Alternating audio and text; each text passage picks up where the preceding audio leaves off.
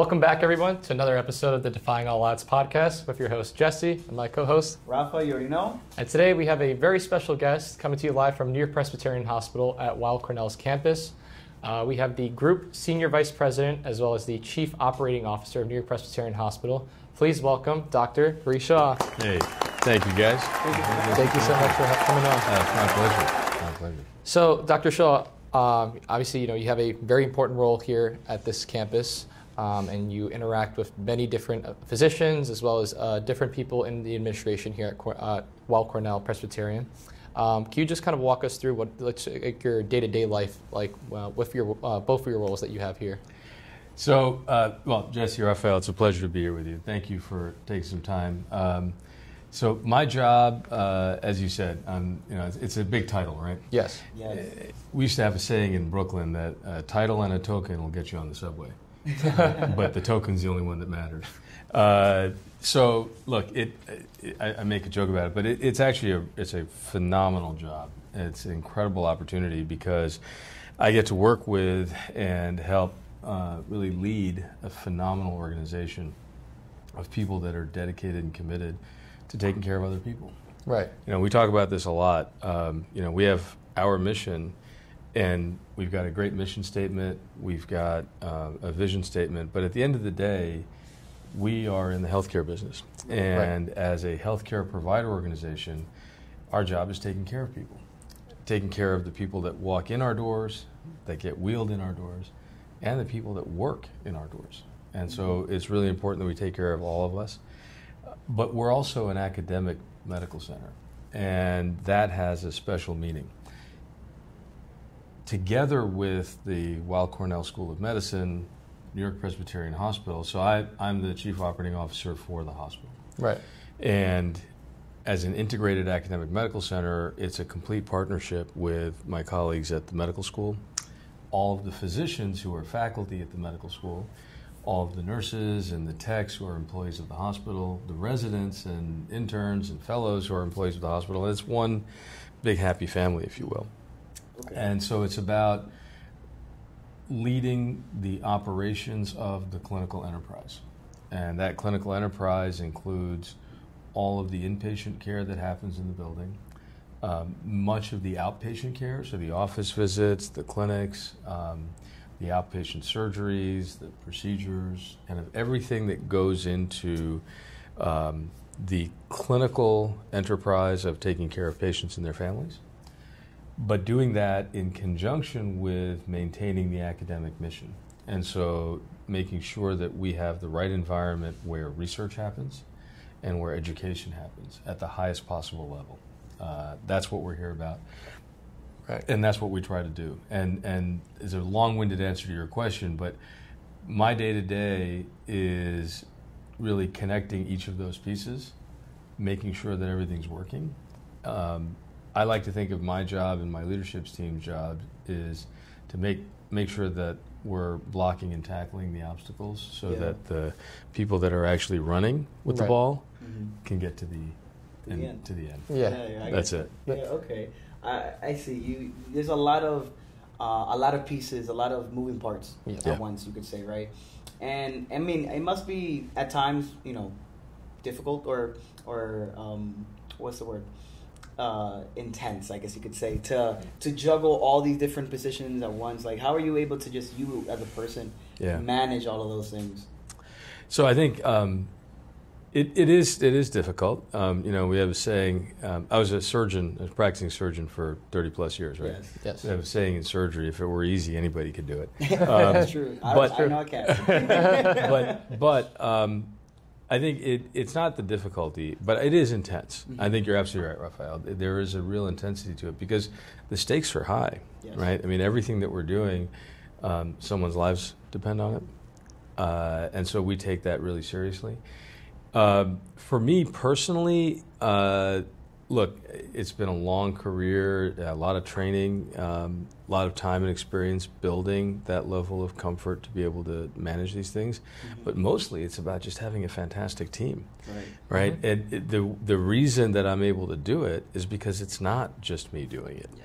It is a team of incredible leaders and members, from the vice presidents, from the department chairs, the division chiefs, frankly, to the frontline staff and the faculty and the physicians. We're never doing it alone. And no successful organization works because anyone's doing it alone. So yeah, there is a real intensity to it. I mean, when you're in a time like ours right now where there's a lot of uncertainty, there's a lot of turmoil, the political climate is changing, the economic climate is changing, the social climate is changing. Yes. Right. And yet we have to remain true to our mission. We have to remain true to our North Star, which is to take care of people. And to be able to do that in the midst of that maelstrom requires a team. That is true. I think Jesse can attest to this as well. Like, learning from all these different individuals that we've had on the podcast, we've noticed whatever level you're on in the corporate ladder, as you can say, it's all about how well you can create that circle for yourself that will propel you further on to where you want to go. You know, all the goals and accomplishments you want to get to. In order to do that properly and in a way that's enjoyable, but also, I think, efficient, is through a team. Yeah, now, it is always at that. Going back to kind of, obviously, your role here at NewYork-Presbyterian, you obviously mentioned you were a previous gen surg for many years before you got here. What kind of led you to kind of transition into more of the hospital administration side from general surgery? Because as we learned with many physicians, we obviously always learn they love being with their patients. They kind of love that patient to physician interaction. So what has that change been like for you? It's a great question. So I was clinically active, for 31 years, including training time. So, and I did love it. I still do. I had the great fortune of both training and practicing at a time when so much new was developing. My practice was a focus on minimally invasive surgery, what we call laparoscopic surgery, and then robotic surgery. And I also did flexible endoscopy and therapeutic endoscopy. And most of my work, really for the last 10 or 15 years of my career, centered around cancer care.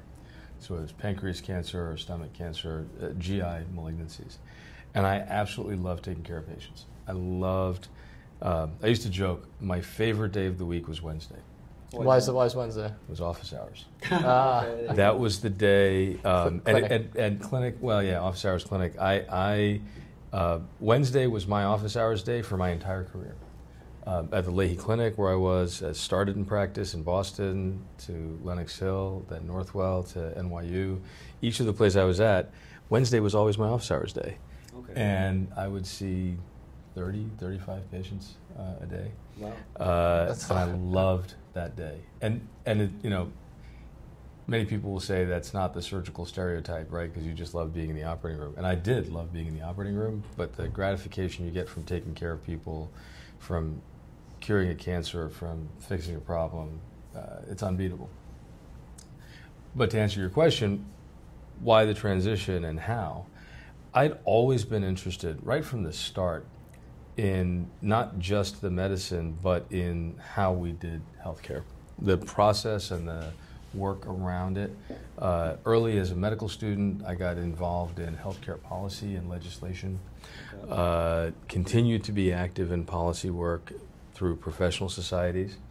And even as a young attending, starting my career, I had some great opportunities when I was at the Leahy Clinic.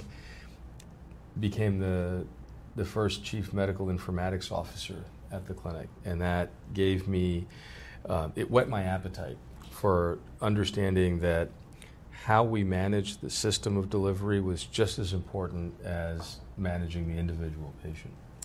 And so over the next 30 years, in what in retrospect looks linear, but in prospect was very circuitous, discovered new parts of the ecosystem of healthcare and managing that, whether it was around medical informatics or residency program direction or fellowships or research or running an academic department, and then more and more in the hospital operations side. in my last role prior to this one, I was responsible for all of the operating rooms in the enterprise, managing the ORs together with the team. And then this was in some ways the natural transition. The hardest part, though, was to say, okay, there is a day where I'm going to stop operating and where I'm going to stop taking care of patients one-to-one. Mm-hmm. That had to be a conscious decision, right? It can't be something that you just fall into. And I thought about that a lot.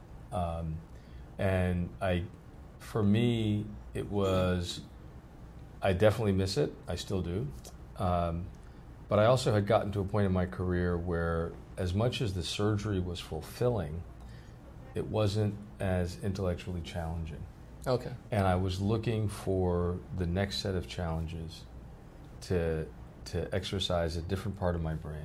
Because we're always constantly learning and growing. We're always learning. And the ability to learn something new, the ability to add to my skill set and leverage it in a larger scale and in a different way was appealing to me.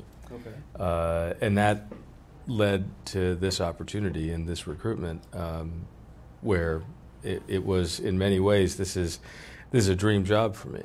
To have the privilege of leading an organization that's one of the top academic healthcare institutions in the world. And that's a humbling place to be. I mean, I can definitely attest to that. As my family's worked here in the past, I've been surrounded by many different physicians from this great institution, and I could always say that it's always very prevalent, the role that each person kind of partakes, even in the frontline healthcare side, whether it's a technician, a nurse, the patient transport team, right? Yeah. Everyone's working together and trying to make the whole patient experience move a lot more efficiently as well as easier, right, for the patient. Yeah. But I find it fascinating the point that you made, that you being so in love with the work that you were doing, but you felt that in some ways you kind of capped yourself, or you felt like you've reached that point. And I find that fascinating because medicine in general is always changing, evolving, growing. So what was it particularly, if you can maybe specify, what was it that you felt that you reached that cap when, again, in medicine, from what I know, it's always growing? Rafael, it's a great question because you're right. The clinical practice of medicine is constantly changing. And being in academic surgery my entire career, we were always learning. Right. It wasn't that I wasn't learning anything new or taking on new skills or acquiring new knowledge. That was certainly happening. And I don't mean to imply that everyone who's practicing medicine isn't learning or growing. They all are, right? Yeah. And especially in academic medicine, because it's not just about learning, but it's about asking questions. Yes, the beauty of academic medicine, in some ways differently from kind of community practice is wonderful. The standard practice of medicine is incredibly gratifying, incredibly important. But in academic medicine, we have the added responsibility of asking questions that need to be answered. Exactly. So we're always asking those new questions. And I had the privilege of doing that in my career. For me, what I had capped out on, it wasn't so much that I had capped out. I think that's probably, it sounds almost a little bit arrogant to say, I got everything covered. It was more that I was looking for new challenges. Okay. I think that for me, yes, I was in a great place clinically, technically, was able to do all the things that I wanted to do. I had some incredible opportunities to help invent new procedures, develop new techniques, and contribute to the understanding of disease that we took care of. And I was looking for another challenge. I see. So for me, it was more about, okay, I'm feeling hungry, and I've tasted everything that's in the fridge. I got to go out and get something else. But I wanted to do it in a way that still added value and had meaning. Okay, that's I see what you're saying. Yeah. What would you say is you've obviously held, like you mentioned, numerous leadership positions across different institutions, Lenox Hill, Northwell, NYU Langone. How have you been able to kind of foster a sense of excellence within your leadership across the different roles that you've had, and how has that kind of transferred over, to your new role here at your Presbyterian Hospital? I think the desire for excellence has to be the first step. And that's the great, pleasant part of working in these strong institutions, all of them, from, frankly, when I started my training at Downstate in Kings County to Mass General to the Leahy Clinic, which in many ways I still consider my surgical home. When you're at great places, you're already surrounded by people that want to do great things and want to do it in an excellent way. But it isn't enough to be at a great place, because you've got to kind of want to keep making it better. And I think for me, the personal pride that you take out of performance matters. And you want to certainly develop that sense of personal pride in the people that you work with. You want to have them aspire to greatness, aspire to excellence. Because, not just for the sake of being excellent, but because of what it does, right? And that's, I think, the difference when you're in a mission-driven field like ours. The result of excellence, the byproduct of excellence, is that you make people better. Right. And that's, at the end of the day, that's what drives us. Mm-hmm. The meaning and purpose that we get from the work that we do helps us to drive to the excellence that we achieve in doing it. And would you also say that, like, I guess from a patient standpoint, right? Obviously, you've kind of had the chance to, I guess, be enlightened with the perspective from a patient side by being in academia, in academic surgery for so long. What are ways that currently, in your role here at NewYork-Presbyterian, that you're ensuring to kind of make the patient process a lot smoother, since now you're on the healthcare policy side, whether that's through lowering costs for patients, ensuring that communications is a lot easier between the patient and the provider, and that sort of thing? Boy, that's a lot packed in there, Jesse. So, look, as I said earlier, our job is blocking and tackling so that the people running with the ball can get to the end zone. That applies to everybody in it, right? So patient experience is a huge part of our job, and it's a significant element of what we focus on. In fact, we meet about it literally every week. We have a dedicated senior leadership meeting just focused on patient experience, because you can't actually get the best healthcare if you don't have the best experience in it. Right. And if you don't have a good experience, you're not going to come back to finish the job. But it's also important from the perspective of, if it were me or my wife or my daughter or my father or my mother, what would I want for them, right? You want the best care, right? It comes back to, it's ironic. Most things in life come back to that golden rule: do unto others as you would like done unto you. And so that's the approach we think about it from. If I were that patient and I didn't speak English, but I needed help, what would I need? If I'm that patient and I'm very fluent and I'm medically literate, but I'm struggling with something, what would I need? How do we think about taking care of our patients as if they are us? Yeah. And that's kind of the ethos with which we look at all of this. Doing that in an environment like New York City, doing that in a place where you've got old buildings and old infrastructure, and trying to manage that, where the ER is always full, where yes, that's true. we're struggling with not having enough capacity to take care of all the patients that need our care. Those are real challenges, right? And so we leverage technology where it can help us, but it's not about the technology. It's about the people. It's always about the people, right? So how does the technology help? We put apps on the phone. We've put technology into each of the rooms. We add language and translation services. We add multilingual content. We make it easier for patients to get help. But at the end of the day, the technology enables the personal interaction. Yeah. Then it's about, what does the nurse say when she comes into the room? What is the physician doing when they're there with the patient and their family? And that's the environment that we have to foster. Okay. I want to ask, because again, I think the medical world is always walking this very fine line between caring for the people At the same time, it's also a company. It's also a business. It is. And it is. And I find it very interesting and sometimes perplexing how one can decide whether you need to, when you look at a patient and something's happening to them, whatever it may be, and they say, and you have to decide whether we have to, what's good for business or what's good for the person. Yeah. Right? How can you, again, now being on both sides of the field, kind of, juggle that?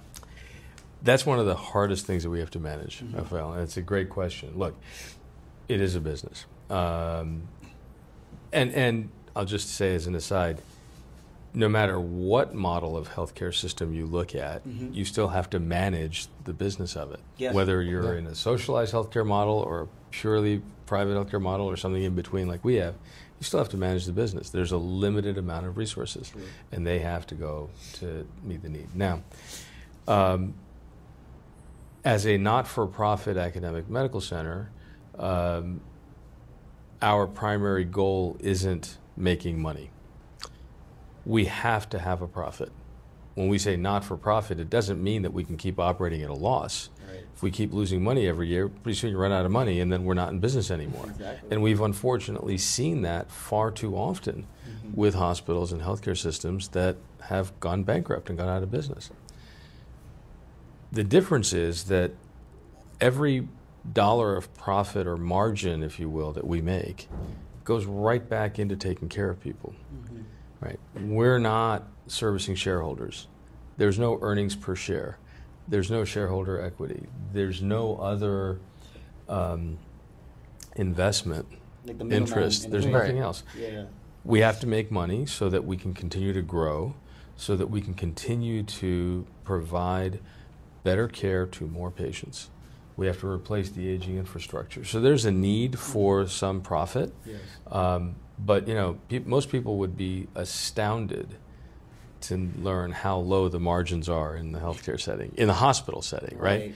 Other parts of our healthcare ecosystem have much better profit margins. Ironically, in our world at least, everybody has a higher profit margin except for the people delivering the care at the end of the line, right? Yeah. The insurance companies, publicly traded, make lots of money, and that's great. I'm a capitalist at heart, but there's a multi-digit margin there. The pharma companies have a multi-digit margin. The manufacturers and the device companies have multi-digit margins. Hospitals and health systems have a 1 or 2% margin. And so we have to make do with all of that while we're also in one of the most intensely regulated industries. True. So We have the FDA, what we can different do, regulators. well, FDA, CMS, NIH, the Department of Health, the State Department of Health, each of these entities, and the City Department of Health, Joint Commission, every one has a regulatory input and impact on what we do. So the lanes within which we can operate are really pretty narrow, and they're always externally confined, and then we have to actually run the business in that. So what it does is it makes us think long and hard about how well we actually manage operations, making sure that we're extracting every dollar of value that we spend in the pursuit of taking care of people. Yeah. And there are absolutely times when we know we're going to lose money and we're going to do it anyway. It's one of those it's less is more kind of thing in a way. Yeah. To some degree, we have to be thoughtful. It doesn't mean we don't innovate. It doesn't mean we can't take some risk. We absolutely do. In fact, I think we need to take more risk on how we do some things. But in general, our parameters are much tighter. So where now there are for-profit health systems, there are for-profit health systems that are commercially listed and do extract a dollar per share value. And they also still operate on low margins. And so whether you're a for-profit provider, a not-for-profit provider, a community hospital, or an academic medical center, those constraints on running the business are still there because the people paying for the service are not the people receiving the service. Exactly. Yeah. That's the cycle. That's the cycle. Honestly, I think I want to go back to your point with like the kind of the issues that obviously not only this institution but many hospitals face with like an influx in the ED, right? Yeah. And not enough staff to cover. Yeah. Obviously, I do remember like the COVID-19 pandemic obviously also exacerbated that with obviously an influx. What would you say are like steps that you've kind of taken and to kind of ensure that in the event of another, God forbid, of course, another like pandemic or world health issue, kind of you taking to kind of avoid or kind of maneuver your way around an influx of patients in the ED to kind of assist them better? Jesse, I wish I could tell you we'd solved that problem, but we've probably got 100 patients in the emergency room right now. Wow. Right now, waiting for beds and waiting to go upstairs. So, COVID-19 and the pandemic was a surreal and incredible event for us. We learned a lot of lessons from that. There are new normals as a result of that. Yeah. But we're also far enough past it that this is just a different state that we live in. There are a lot of reasons why emergency rooms are so crowded nationwide. It's not just us, and it's not even just New York City. It's true that the urban medical centers do experience, I think, a greater degree of ED crowding and ED and inpatient overcrowding than the non-urban places do. Really? But it is something that almost every health system in the country is facing. And there are a lot of reasons for that. So what are we doing to try to mitigate that? Multiple layers to this. It begins with actually, we need to really re-energize our primary care infrastructure. The reason people go to the emergency room is they can't actually get good primary care, so they defer it to urgent and emergent care. So we need to change the entire model. So what are we doing here at NewYork-Presbyterian, at Weill Cornell, and Columbia? We're growing out our primary care infrastructure. We're adding more and more primary care providers, whether it's physicians or nurse practitioners or extenders, but building that and growing that out. We've added a virtual urgent care program, so you can actually do a telemedicine check-in when you have a question rather than coming in and waiting in the emergency room for an hour or 2 or 3 just to get seen for what is probably a minor illness that doesn't actually need you to be in the emergency room. Right. So whether it's clinics outside, virtual urgent care, as well as then developing processes in the ED for fast-track patients and non-fast-track patients. Then on top of that, it's everything that we do for hospital operations. How do we make sure that when we've got 1,000 beds in this building, which is not a small number when you think about it. That's a lot, yeah. Yeah. But we're at 98% occupancy. Wow. All the time. And it's the middle of the day. It's the middle of the day. And so what do we do? Well, we make sure that patients don't stay in the hospital any longer than they need to be. That's true. Right? We have historically always said, another day, it's not a big deal. Well, it is actually a big deal when there's 10 more people waiting to get in, and staying another day in the hospital isn't actually helping you. No.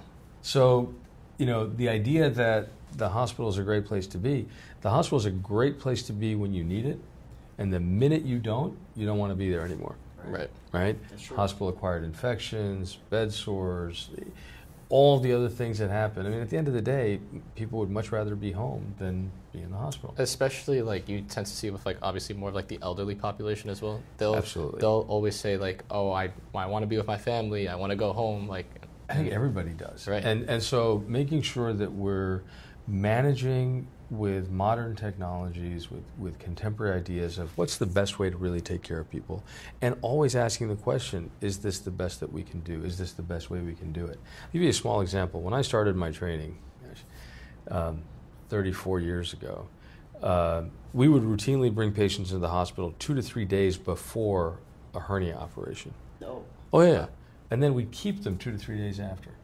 Yeah. Wow. Today, a hernia operation, which takes an hour, you come in that morning, you have the operation, you go home an hour later, and you're fine. And that's the way it should be. Right. That's the idea. We've evolved. We've learned all the things that can change. How we take care of patients evolves and changes. So making sure that we're staying at the forefront of that. What seem like silly things, but if patients are ready to go home, we should get them out early in the day. They shouldn't be here at 5 o'clock at night. Mm-hmm. Right. If they're ready to go, let's get them home. The earlier they can get home, the better. We're starting a program called Hospital at Home, hopefully this year. And there are a few centers in the country that have started this, and we're about to kick it off this year, where we're actually doing full hospital care at home. Wow. Okay. Nurses, medications, IVs, everything in a patient's home. So they don't even have to leave their door.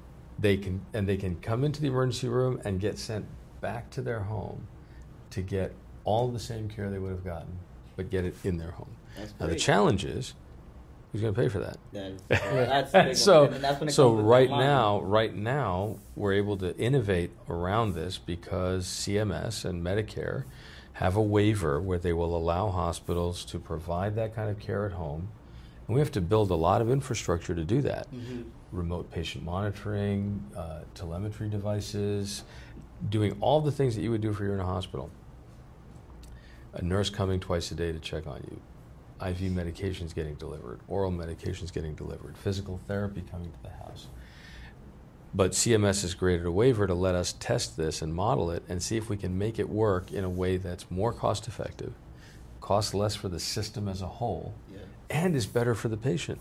And every place that, most places that have started this and are starting to innovate around it show that the outcomes are at least as good, if not better, than being in the hospital. Okay.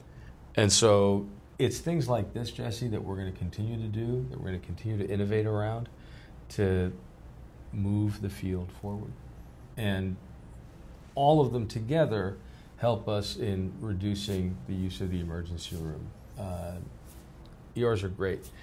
We have one of the best emergency room departments in the world here.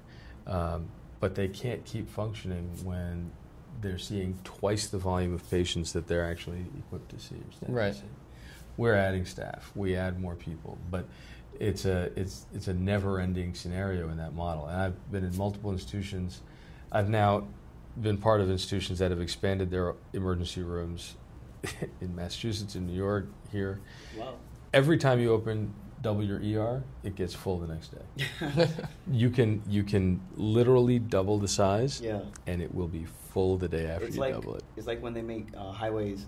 They say, "Oh, just make more lanes." You add 2 more lanes, it's gonna get full. That's right. I was just thinking that. That's exactly right. And so the solution to the problem isn't just making more beds in the ED. We need those because we're really full and we need to expand our capacity. But the real solution is all the pieces around it, because the emergency room, unfortunately, is the vestige of last resort for everybody. Right? The ED can't say no. Legally, they can't say no. Morally, we don't say no. So no matter what happens, ED's always saying yes. Even if we can't take the patient upstairs and the line is endless coming out the door, we're still going to take care of it. I think it's always, it's always being more for your patient, but at the same time, it's also acknowledging if you can kind of solve the problem that's kind of leading them to get there and kind of prevent the increase of them getting there in the first place, then you alleviate all the other solutions that you have to kind of follow. And we got to think about our staff when they're doing through this, right? There is an element of moral injury that they go through when it's like, hey, it's never stopping, and we have no control. You hear the stories. Burnout. The burnout. Well, look, it's real, because if you can't control what's coming at you, that's it. I mean, that's it. Said there. That's it. Right? Said there. And that is in many ways the life of the entire healthcare system right now. Right. And the emergency room is the canary in the coal mine for it. Mm-hmm. They're the ones that take the brunt of it. Obviously, you've received many awards in the past for your services as a great physician. What is your best advice that you have for our viewers that want to go into this field, whether that's down the hospital administration route, they want to go into academic surgery, or just going into medicine in general? Yeah. Look, I have the privilege of having what I think is probably the greatest job in the world and the best profession in the world. It's a tough job. It's a tough field. We're beset by challenges constantly. But the mission and purpose that comes with this job are unbeatable. It started from being a doctor, just for me, or being a nurse, or anyone else. If you're in the front lines of healthcare, it's about as rewarding as it gets. It's emotionally rewarding, it's personally fulfilling, it's professionally fulfilling. It's also can be emotionally taxing. Right. And so it's important to think about all of those pieces, but there isn't a better job in the world. Whether it's being a clinical physician, and in healthcare administration, I will tell you, I get a lot of gratification from the impact that we have on all the patients that come in the door, right? Mm-hmm. I talk about this a lot. I went from taking care of one patient at a time, now I have 1,000 patients a day. Wow. Right. It's you expand your network. That's the impact. So there's a trite saying that if you love what you do, you'll never work a day in your life. And the reason it's a cliche, it is, but it's also true. It's not about. Some people interpret that as find what you love and then just do that. Mm-hmm. I think it's more about finding love in what you do. Yeah. Mm. Because there are lots of things that will interest you. I think that the idea that, there's one perfect job for everybody, that's a fallacy. There are lots of perfect jobs. True. There are lots of perfect professions. When I was growing up, and I was like, I could have done other things besides medicine. I had a lot of other interests, and I think I could have been just as happy in those other professions. It's more about what you bring to it than about what it brings to you. Yeah. And so when you ask about advice to people thinking about and starting their careers, it's about bringing the passion to what you do, bringing the love to what you do, not expecting that what you do is going to love you. Mm-hmm. And that you're going to magically walk in and, hey, this is like, perfect. Yeah, exactly. Yeah, it's not. It's never that. But it is about showing up. It is about finding passion and bringing that passion to whatever it is you do. Whether it's software engineering or video production or filmmaking or medicine or accounting. Yeah. But it's about bringing love to what you do. And I think that drives performance. It drives learning. It drives excellence. And most of all, it drives fulfillment. Yeah. When you have a fire and a desire for what you want, everything comes smooth. I mean, well, not smooth. There's bumps and hurdles. It's never smooth. It's never smooth. Yes, it's never smooth. It's bumps and hurdles. Yeah. But eventually, you get to where you want to get to, and you'll feel that fulfillment. That's exactly right. And also with with this podcast being obviously about motivation, overcoming adversity, what is it like, for you on the personal side, like just an emotional state where you're having those dark days of like, well, I'm overloaded with work, or the ED's packed again, or there's other issues that are coming about. How do you get over that or motivate you to overcome that? Look, there are tough days in every business. Yes. There are tough days in everyone's personal lives. Yes. And for me, it's about staying true to your North Star. But more than anything, I actually go back to the Serenity poem. Are you familiar with that? You probably remember this. And when I say it, it's God grant me the strength to accept the burdens that I can. But it ends it ends with the wisdom to know the difference, right? And so you want the strength to change the things that you can, the serenity to accept the things that you can't, and the wisdom to know the difference. And so for me personally, it's about that sense of equanimitas, which is absolutely go after the things that you can change and that you can have an effect on. And when there's something that is just happening to you, it's happening to you. And, that's right. And it's important to kind of fight the urge for despair and to get disheartened and beaten down. Things will happen that will set you back a lot. Yes. And being able to snap back from that, no one, no matter how good it looks on TikTok or YouTube or Instagram, no matter how great the picture is, no one has a perfect life, and no one has had a perfect bump-free existence. No, Exactly. It's how you manage them. How you come back up from them. How you come back up from them. But it's also, I think part of what lets you come back up from them is building that internal sense, that internal core of quiet confidence. Yes. Mm-hmm. And it's not about external arrogance. It's not about showing out. It's about showing up. Yes. It's just internally, this is what I'm going to be true to. This is what I'm going to do. And I'm just going to keep doing it. Absolutely. Because at the end of the day, there's always going to be those dark days, but it's really about how you're able to kind of overcome that in a way that, like you said, it's what you're able to control in the moment. And you can control the way you react in the face of adversity. That's right. But you can't control the adversity that comes to you. You can't control the adversity, but you can control yourself. But I think that just about wraps up all the time we have. We really appreciate you for coming on, Yes. kind My of sharing pleasure. your wise words of Yeah, it was wisdom. great. It was awesome. Hey, It was great to have you, see you guys. Dr. Shah. Likewise. Thank you guys both very much. This was a lot of fun. Yes. Thank you. And to our viewers watching, all the links will be down below in the description in regards to NewYork-Presbyterian Hospital, as well if you'd like to contact Dr. Shah as well. Absolutely. Thank you so much for listening. And this is your host, Jesse, signing off. My co-host, Your boy Ralph, as always, like, share, and subscribe. Okay? And again, Dr. Dr. Shah. Shah. All Thank right? you, gentlemen. Thank you all. Have a See great ya. day. Have a good one. Deuces.